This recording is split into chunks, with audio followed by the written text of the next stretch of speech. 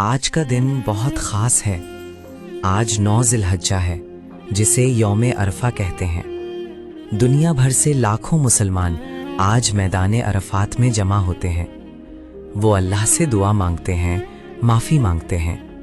یہ حج کا سب سے اہم دن ہے۔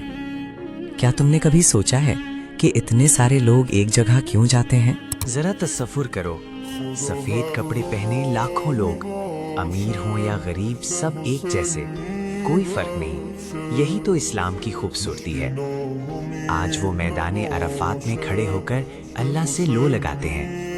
اللہ فرماتا ہے، میرے بندے آئے ہیں، میں انہیں معاف کر دیتا ہوں۔ یہ دن صرف حاجیوں کا نہیں، ہم گھر پر بھی روزہ رکھ کر ثواب کما سکتے ہیں۔ بچوں، آج کے اس مقدس دن میں ایک دردناک واقعہ بھی ہے۔ حضرت مسلم بن عقیل، امام حسین علیہ السلام کے چچا زاد بھائی، وہ کوفہ گئے۔ لوگوں نے بلایا تھا مگر ظالموں نے انہیں شہید کر دیا۔ انہوں نے سچ کا ساتھ دیا، ڈرے نہیں۔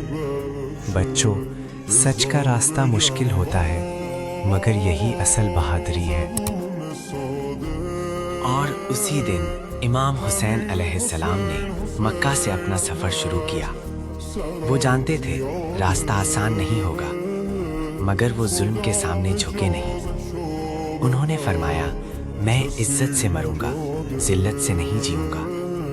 بچوں، یہی سبق ہے، ہمیشہ حق کا ساتھ دو۔ امام حسین ہمارے ہیرو ہیں۔ یا حسین